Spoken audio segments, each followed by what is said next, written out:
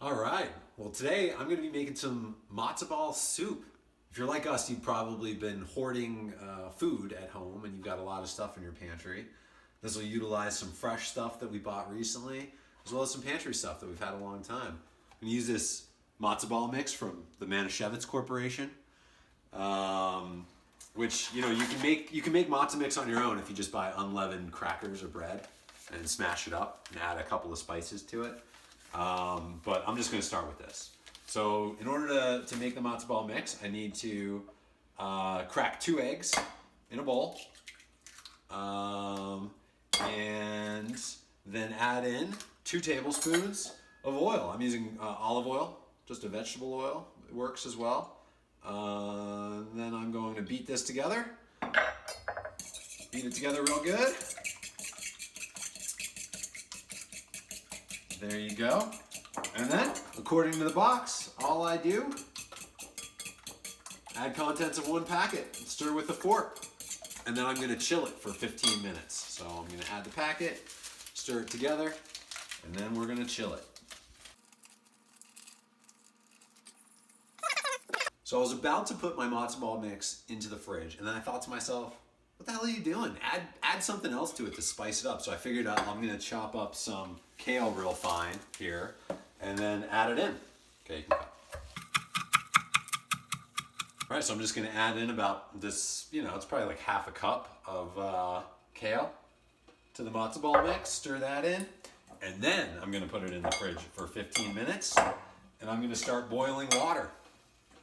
Okay, so while the matzo ball mix is cooling in the fridge, and I've got about 10 cups of water starting to boil here, I've taken out another pot because we got to actually make the soup pot. We're going to cook the matzo balls in this water, and we're going to make the soup base and everything in this pot. To make the soup base, we got to start thinking about what vegetables you want. You can use anything in your house that you think might sound good, but I've got an onion, some garlic, some mushrooms, cabbage, kale, and carrots. With an onion, I'm just going to sort of slice it up. And I'll tell you what, the compost, which we keep, and we've got a bin in the backyard, it loves this recipe. It loves anything with fresh vegetables because you get to feed it. So I chop up the onion, and then I'm going to move on to the garlic, but I'm going to start cooking the onion with a little olive oil in our pot for the soup base.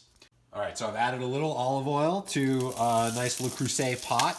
I've got the heat about just over medium, and I add in the onion. All right, and while the onion's cooking down in the pot, I'm just going to get the garlic ready. I like to just crush it, and then the shell comes off, feed the compost, and then chop it up.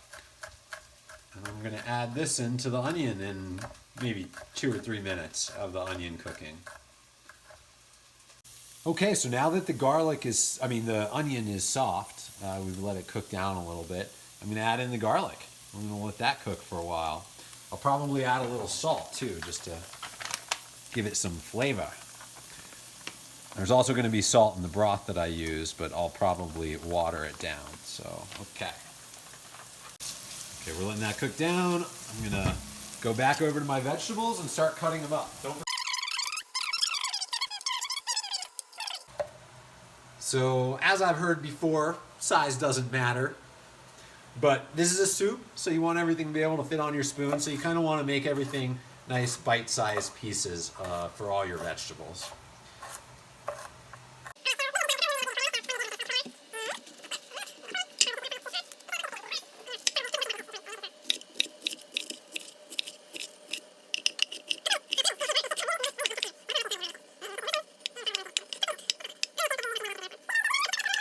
So these onions and garlic and salt getting really nice and soft, so I'm going to add the other vegetables to this in just a second.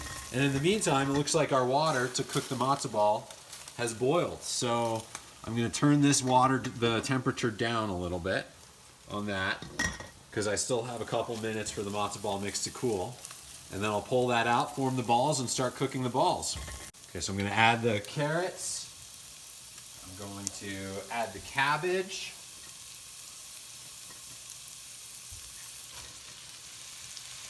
We're going to let that all cook down for another minute or so.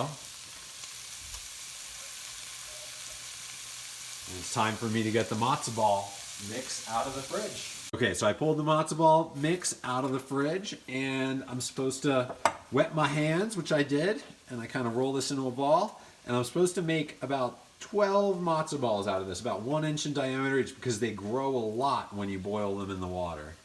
So I'm just gonna kind of make real small balls here. All right, so I've formed my 12 matzo balls. They're nice and tiny, they're not perfect, but I am going to start cooking them in the water, the boiling water. So these are gonna take about 20 minutes to cook in the boiling water. You can add salt to your water too if you'd like to. I'm not going to because I kind of want to make this a little bit healthier.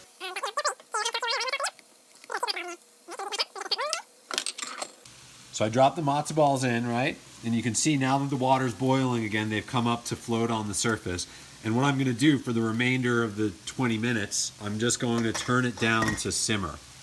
And we're going to let those simmer. I'm going to start a kitchen timer, and off we go. All right, so now that the harder vegetables are cooked down pretty good in the pot, I'm going to add my broth. So I'm using just a vegetable stock. You can use any kind of stock that you want.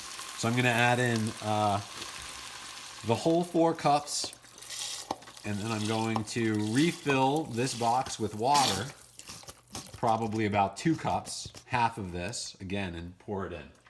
All right, now I'm adding about 2 cups of water. So we got a nice amount of broth here to cook down, and I'll turn up the temperature to boil, get this really going. I'm gonna add in my kale, the rest of the kale that I didn't put in the matzo ball mix, and my mushrooms. All right, and we're gonna let that boil down for a while. The other thing you can do at this point too is you can flavor your broth a little bit more if you want. So like I'm gonna add some parsley, you can add any herb you want. I'm doing some parsley. I'll probably put in some cayenne because I mix down the broth with water, so it's not going to be as salty. And cayenne is a way to add a lot of flavor. Heat covers the lack of salt, which is a cool trick. All right. Cracks of black pepper.